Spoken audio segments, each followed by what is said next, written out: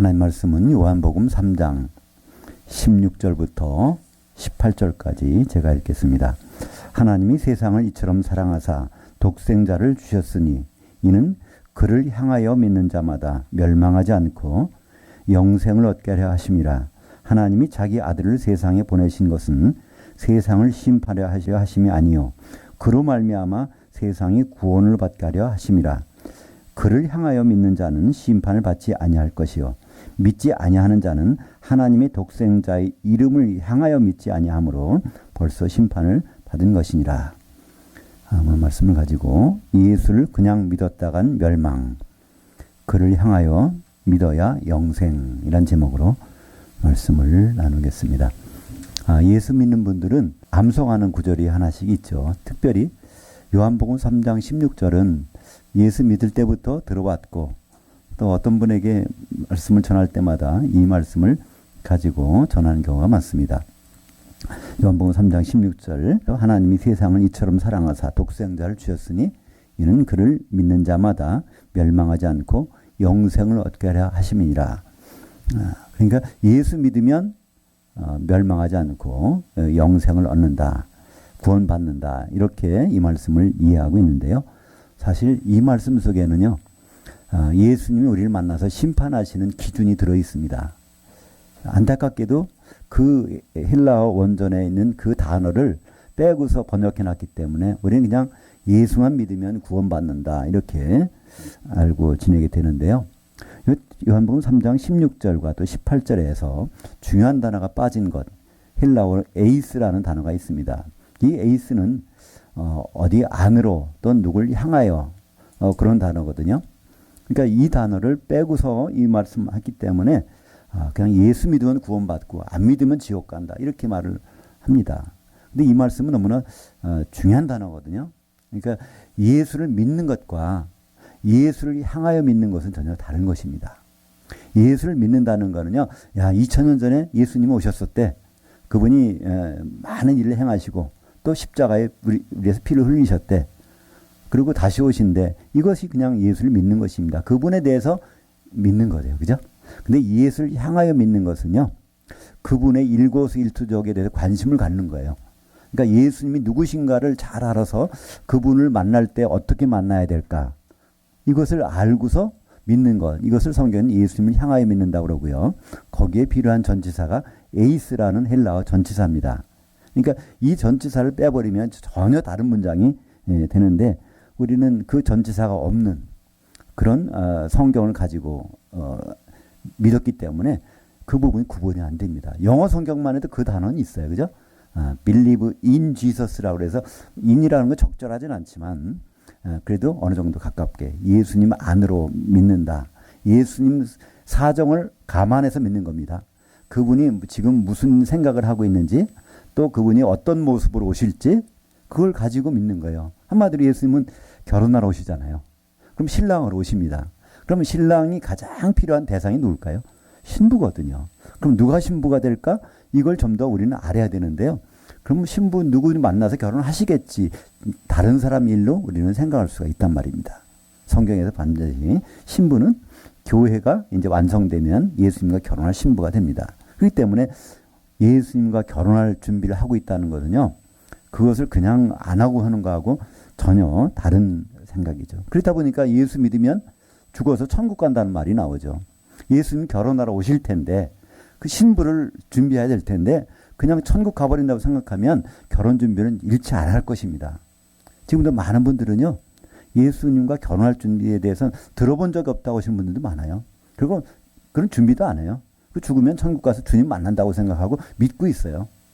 그런 믿음이 얼마나 잘못된 믿음이고 낭패를 당하는 믿음이지 마태복음 25장에서는 세 가지 주님 상황으로 말씀해 주십니다. 마태복음 25장은요.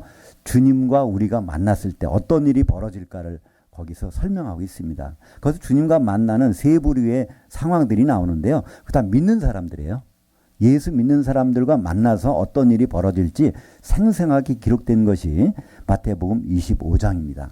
그 마태복음 25장은 우리말 번역에 그때의 천국은 이렇게 말씀해 놔서 천국은 나중에 들어가나 보다 이렇게 되어 있는데 거기부터도요. 번역이 그런데 천국은 이런 것입니다. 원래 문장 자체가 시작이 이렇게 돼요.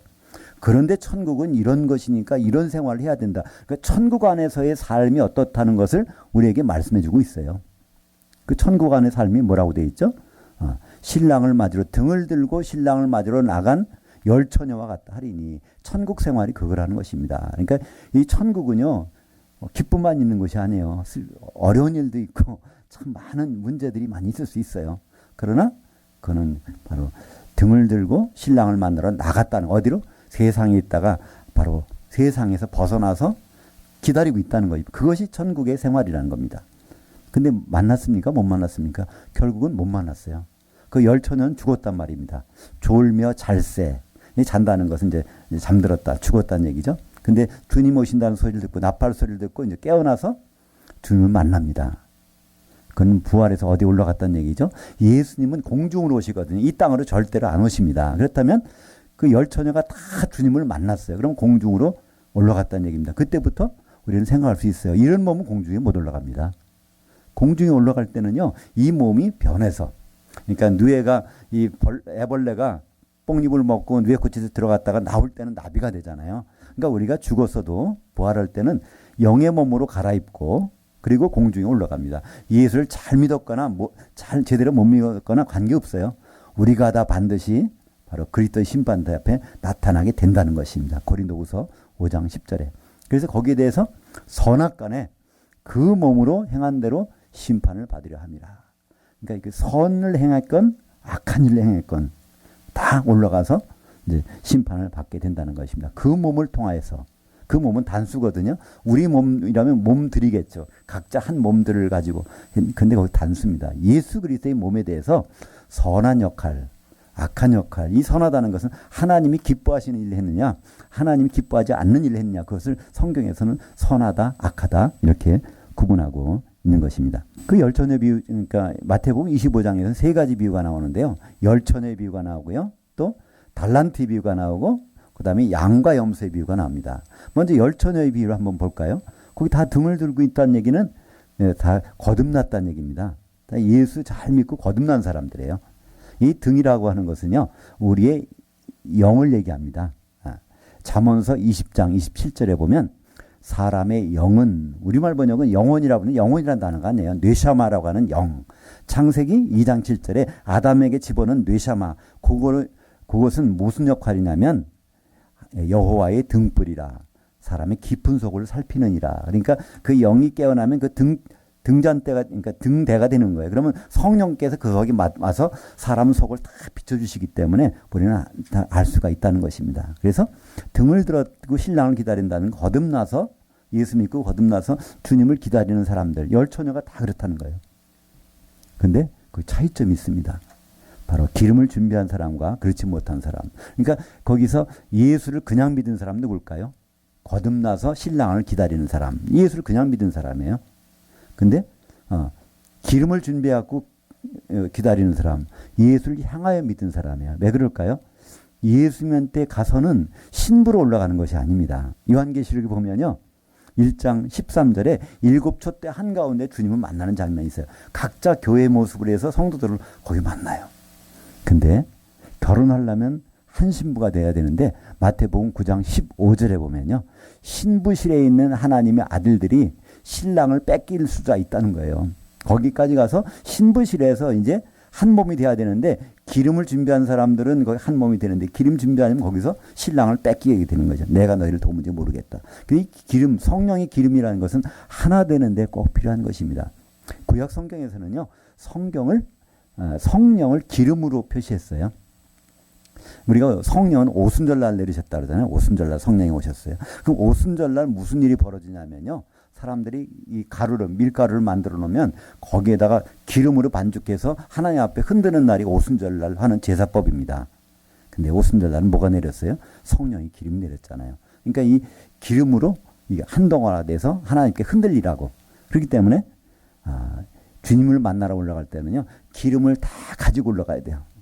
그래서 주님을 만난 다음에 그 기름 가지고 신부실에서 한 신부가 돼서 나타나는 장면이 요한계시록 19장 7절에 나오지 않습니까? 그치? 어린 양의 혼인날이 이르렀고 그의 신부 아내가 준비가 되어 있으니 한 세마포 옷을 입었더라. 근데 그 세마포 옷을 자세히 보니까 성도들의 의로운 행실들이더라. 그러니까 성도들이 다 거기서 기름으로 한 몸이 된 그 모습으로 결혼하는 장면이 거기에 나타나게 됩니다. 그렇기 때문에 그 사람들은요, 기름을 준비한 사람들은요, 기름이 어디가 쓸 데가 있다는 걸 아는 사람입니다. 그러니까 예수님이 이 복음서에서 가장 칭찬한 사람이 있어요. 마태복음 26장 13절에 보면 온 천하에 복음이 선포되는 곳에서는 이 여자가 오늘 나에게 한 일을 반드시 말해서 생각나게 해야 된다는 거예요.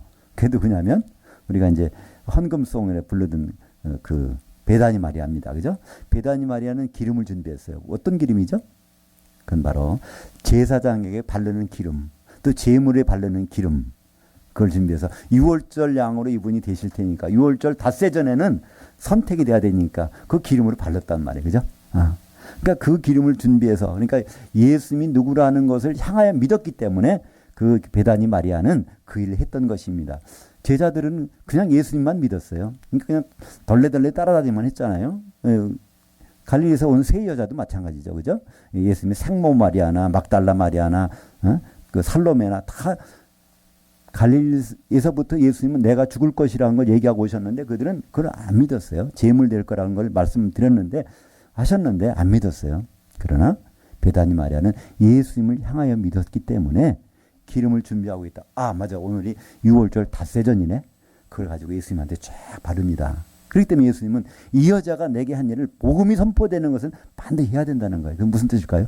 나를 향하여 믿으라는 것입니다. 예수님이 지금 무슨 일을 하고 계실지 거기에 준비해서 그때그때 대처하라는 것입니다. 지금 우리는요, 베다니 마리아처럼 그런 기름은 준비할 필요가 없어요. 예수님 기름 바를 필요가 없어요. 한 번 기름 발라서 그분이 제물 되셨으면 그건 6월절날 끝납니다. 근데 지금은 우리가 필요한 기름이 있어요. 그죠? 이 성소의 성막에서 필요가 하는 기름은 소제를 드릴 때 소제에는 반드시 기름을 반죽해야 되거든요. 바로 그 기름이 우리가 필요한 사람들이고, 마태복음 25장에 열천에 비유해서 예수님 만나서 한 몸 되기 위해서 준비한 기름, 그 사람들은 이제 혼인잔치 들어가서 그 예수를 향하여 믿은 사람이고요. 그 기름 준비하는 것은 예수님 만나야지. 그래서 기다려서 그냥 만나서 내가 너희를 도무지 모르겠다. 그거는 원래 그 언어의 뜻은요, 내가 이해가 안 간다 그런 뜻이에요. 너희들이 성경 읽어보라고 사도들이 기초서고 왜 세워지라고 그러는데 왜 한 번도 안 읽고서 나를 만나느냐 그런 뜻입니다. 내가 모르겠다는 얘기는요, 예수님이 안면이 없다 그런 뜻이 아닙니다. 이해가 안 간다 그런 뜻입니다. 우리가 예수님을 만났을 때 도대체 이해가 안 간다는 말을 들으면 어떻게 하시겠어요? 그죠? 그렇게 열심히 신앙생활하고 교회 다니시고 봉사하고 전도하고 기도하고 많이 했는데 예수님한테 내가 널 이해가 안 가. 그런 말 들으면 어떻게 되겠어요? 그 차이가 그겁니다. 예수님을 향하여 믿었는지 예수님을 그냥 무턱대고 믿었는지 그 차이에 따라서 우리가 여행할 때도 마찬가지잖아요. 기차를 타고 가는 게 여행이 아니에요. 목적지를 그 표가 거기 만나를 확인하고 타야 되는 거지 무조건 그냥 이것저것 타고 가면요 나중에 가서 목적지에 도달을 못합니다. 우리가 예수 믿는 것은 바로 그런 것입니다. 두 번째 비유도 마찬가지입니다. 달란트의 비유. 거기서 우리는 보통 달란트 하면은 재능이라고 생각해요. 하나님 우리에게 재능을 주셨다. 주신 재능 가지고 봉사하고 충성하면 된다 그러는데요. 거기 달란트는 재능이라는 뜻이 아닙니다. 그 각자 재능대로 달란트를 나눠주셨다고 돼 있어요. 각자 재능대로. 달란트를 재능이라는 뜻은요, 디나미스라고 하는 그런 단어인데, 디나미스대로 달란트를 나눠주셨는데, 그 달란트는 거기서 주인의 소유라고 합니다. 주인의 소유물이에요. 재산, 전 재산.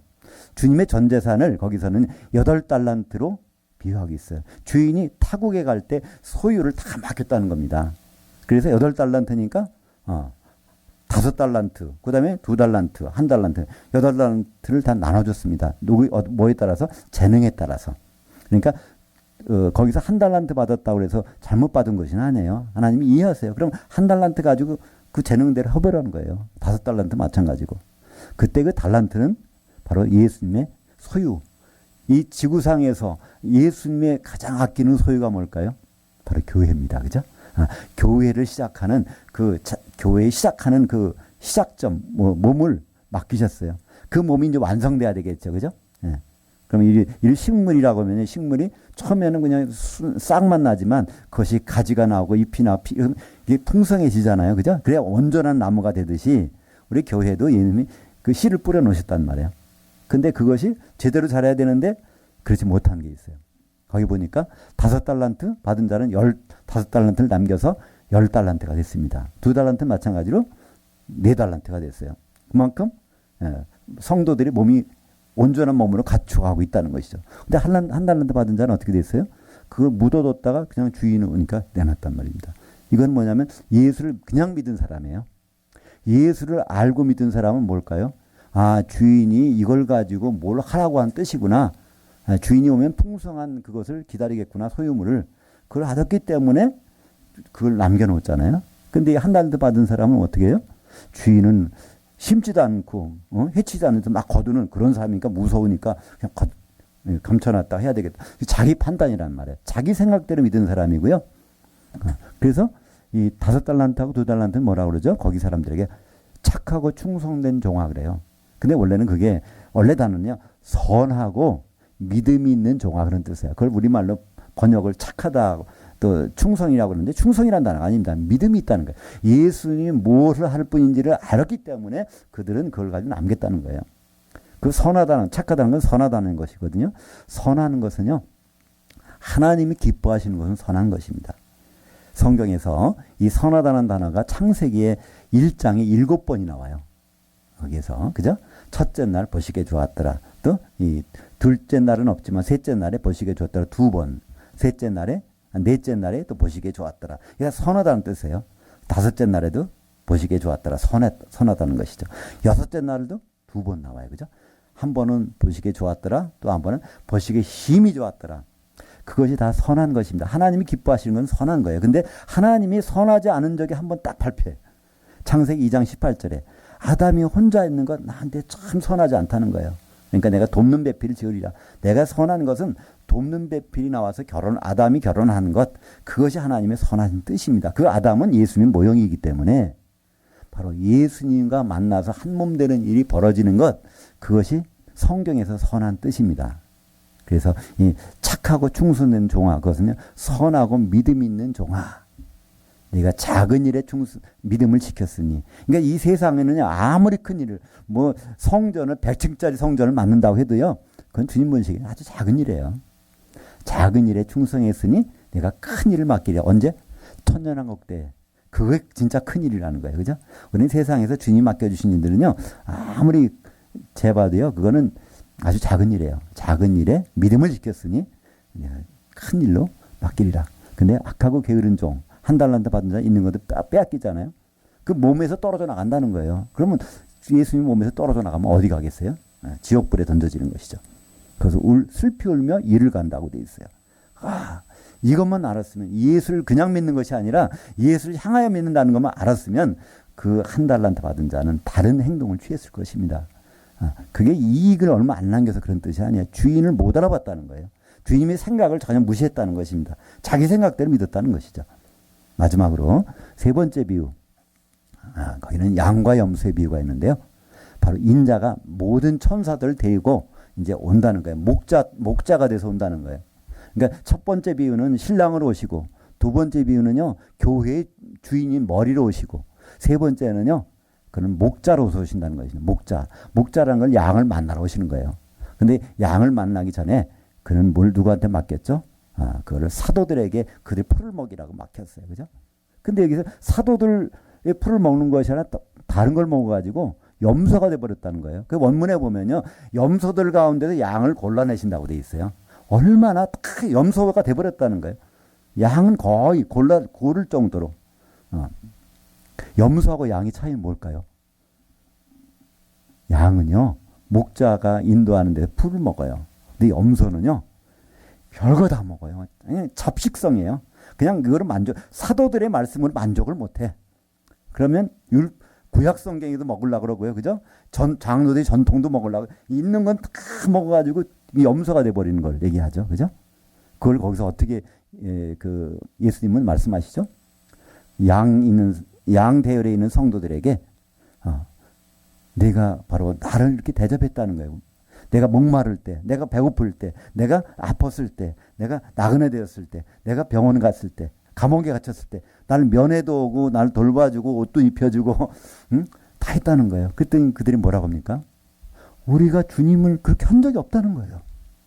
그때 예수님이 뭐라고 그러죠? 마태복음 25장 40절에 여기 있는 내 형제 중 지극히 작은 자 하나에게 한 것이 바로 나에게 한 것이라는 것입니다. 그리스도의 심판대에서 그 옆에 있는 주님의 형제들이 누굴까요? 12 사도들입니다. 마태복음 19장 28절에 보면 이제 세상이 새롭게 돼서 마귀가 이제 무적행에 갇히고 인자가 왕노릇하러 올 때에 바로 인자가 보좌에 앉을 때 나를 따르는 너희도 12 보좌에 앉아서 이스라엘의 12지파를 심판하리라. 그러니까 그리스도 심판대 옆에는 12명의 사도들이 쭉 앉아 있는데 여기 있는 사도들 중에서 가장 지극히 작은 자 하나에 한 것이 바로 나에게 했다는 거예요. 사도들은 우리에게 뭐를 남겨놨습니까? 사도들 만나지도 못했는데 바로 이 신약 성경이잖아요. 마태복음 1장 1절부터 요한계시록 22장 21절까지 그 가장 작은 부분이라도 무시하지 아니하고 그것을 존중했다면 그건 나에게 했다는 거예요. 사도들의 기초소구에 세워졌다면 근데 그게 아니라 이것도 보고 저것도 보고 다른 거 잡식성으로 되면요. 그건 염소가 됐다는 것입니다. 양과 염소는 전혀 운명이 바르지 않습니까? 양 의롭다 하면서 바로 영생에 그 염소들은 어디가 들어가요? 영벌에. 그때 그 영이라는 뜻은요. 한 시대라는 뜻입니다. 천년의 시대. 천년 동안 나와 영생, 나와 같이 사는 그 기회가 있는가 하면 천년 동안 영원히 천년 동안 벌 받는 지옥에 떨어진다는 거죠. 이것이 결국은 뭡니까?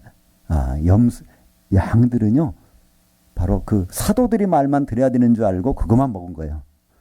근데 염소가 된 사람들은 그거는 성이 안 차. 너무 배고파. 더 뭐 좀 알고 싶고 뭐 하겠는데 그냥 그거를 생각해서. 그러니까 성경 하나님에 대해서 아는 것은 좋은 것이지만 어디에 따라서 예수님을 향하여 그죠? 예수님의 생각대로 거기에서 머물러야 되는데 그렇지 않았다는 거예요. 제가 에콰도르에서 있은 적이 있어요. 한 2년 3년 있었는데 거기는요. 태평양 쪽으로 갈라파고 제도라는 데가 있습니다. 그거는 그 태평양 한복판에서 화산이 이제 폭발해가지고 화산이 폭발해서 그 섬이 된 것이 있어요. 큰 섬들이 이제 한 5군데가 쭉 돼 있는데 거기 섬에 가면요, 좀 이게 최근에 된 거는 시커머요. 용암 색깔이 시커멓잖아요. 그 색깔이에요. 근데 조금 더 제일 먼저 된 거는요. 거기는 섬은요, 나무가 푸르 그냥 짐승이 얼마나 잘 자라는지 몰라요. 이제 아주 그냥 그렇게 아주 환경이 너무나 좋단 말이죠. 근데 거기에서 이 다윈이 거기 가서 진화론을 책을 쓴 사람이잖아요. 근데 거기 가보면 근데 거기는 원래는 염소가 없었대요. 근데 해적들이 와서 염소를 거기다 갖다 놨는데 염소가 풀어져 가지고 야생 염소가 돼버린 거예요. 근데 야생 염소가 여기 쫙 한번 지나가 보면요. 남아 있는 게 없대요. 심지어 종이 조각이니 뭐까지 아니 싹 청소를 하고 다니는 거예요. 그러니까 그 섬이 모든 것이 다 폐허가 돼 가는 거예요. 그러니까 그 섬에서 그 정부에서 섬의 정부에서요. 그 염소 한 마리 잡는데 돈을 줘요. 뭐 100불이건 200불. 그거를 잡으면. 그러니까 염소 때문에 환경이 파괴되니까. 그러니까 뭐든지 먹어버리는 거예요. 안개 같은 게 지나가고 먼지가 쫙 지나가면 수천 마리 염소가 막 움직이는 거 봐요. 그럼 그게 한번 싣고 지나가면 뭐 풀 한 폭이 나무 한 그루 없어요. 염소가 그렇다는 걸 거기서 한번 깨달았습니다. 예수님이 여기서 염소, 그러니까 사도들이 말씀만을 존중하고 하는 그 양들이 있는가 하면 처음엔 양이었는데 그것이 다 염소로 변해버려서 그렇게 운명이 바뀌는 걸 볼 수 있습니다.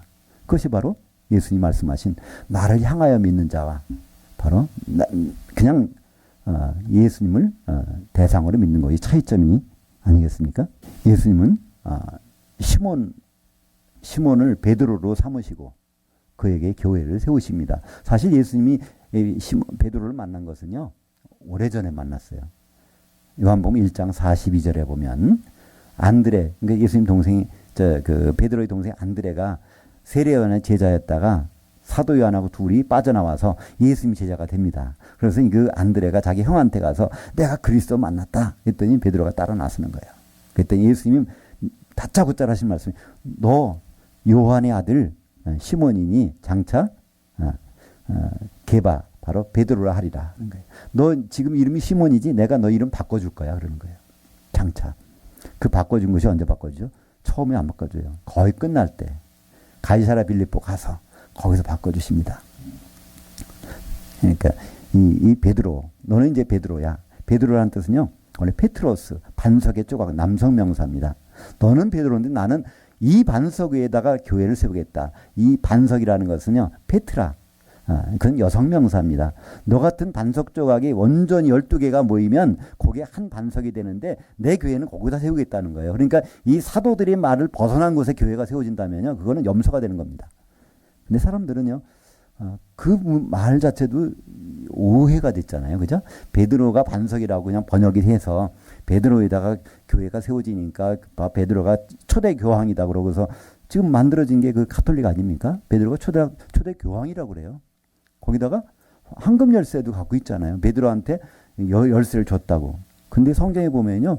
그 열쇠 한 개 준 게 아니에요. 열쇠 꾸러미를 줬어요. 사도들 12명이니까 아마 12개일 거예요. 그죠?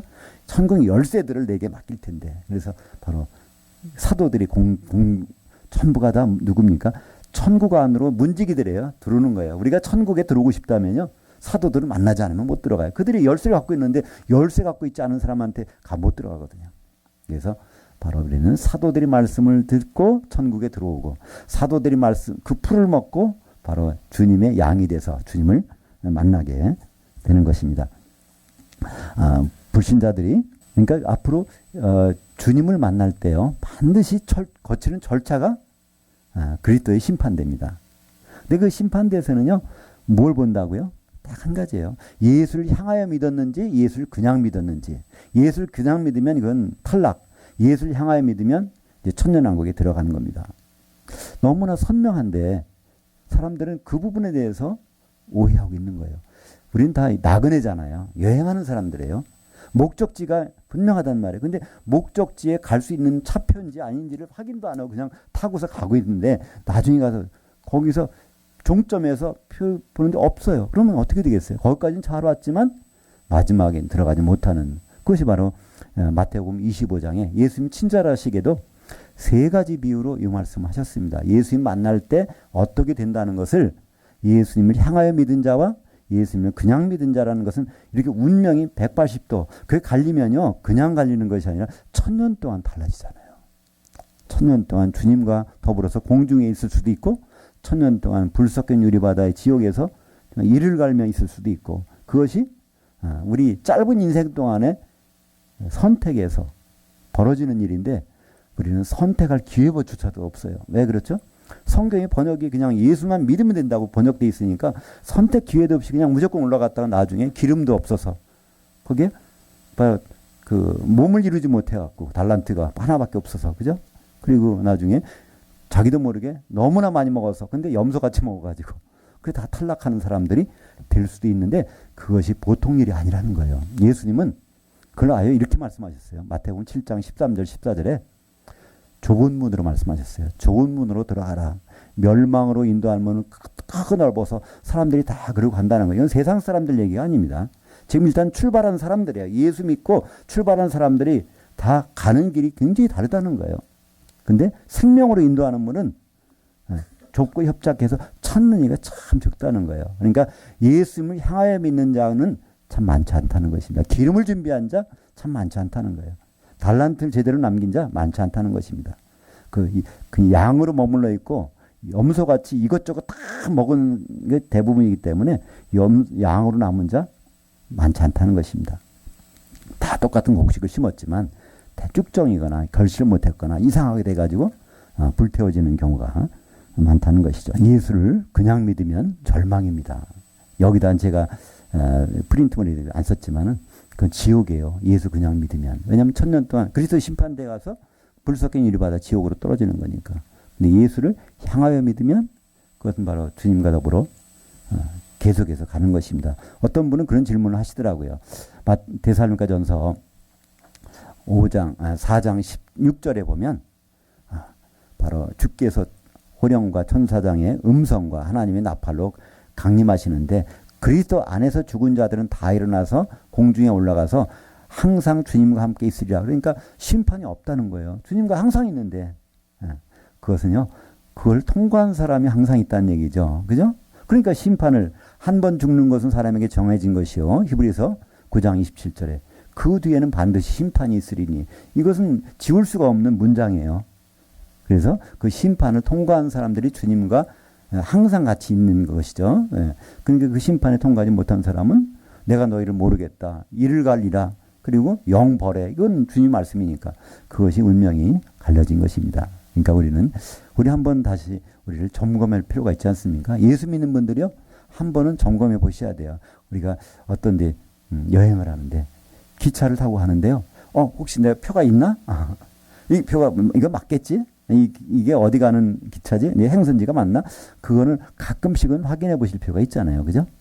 물론 이제 처음부터 꼼꼼히 따져서 정확히 확인하고 타셨으면 문제 없겠지만 경우에 따라 그럴 수도 있는 것입니다. 우리가 정말 예수를 그냥 믿고 있는지 예수님을 향하여 믿는지 그걸 확인할 때입니다. 예수를 향하여 믿고 있다면요. 기름이 있어야 돼요. 기름이 있으면 다른 성도들과 같이 내가 같이 있는지, 그죠? 예수를 향하여 믿고 있다면요. 달란트를 남기고 있어야 돼요. 혼자 가지고 있는 그거로는 안 된단 말입니다. 그죠? 하나 갖고 있으면 그건 안 되는 거예요. 그리고 예수를 향하여 믿는다면 정말 사도들의 말을 마태복음 1장 1절부터 요한계시록 22장 21절까지 꼼꼼하게 하나도 무시하지 않고 잘 대접을 해서 그렇게 하고 있는지, 그렇지 않으면 신약 읽었다가 구약도 한번 봤다 호기심으로 보는지 염소처럼. 그러니까 신약을 너무나 잘 숙지해서 시간이 남아 돌아가서 구약을 보는 거는 괜찮습니다. 구약이 절대 나쁜 것은 아니에요. 사도의 지극히 작은 자 하나에게 헌 것은 예수님께 헌 것이기 때문에 그것이 바로 예수님을 향하여 믿는 것입니다. 예수님을 그냥 믿었다가는 멸망입니다. 예수님을 향하여 믿으면 주님과 천년 동안 그 뒤로 영원히 있는 그런 복이 있을 것입니다. 기도하겠습니다. 하나님 아버지 감사합니다.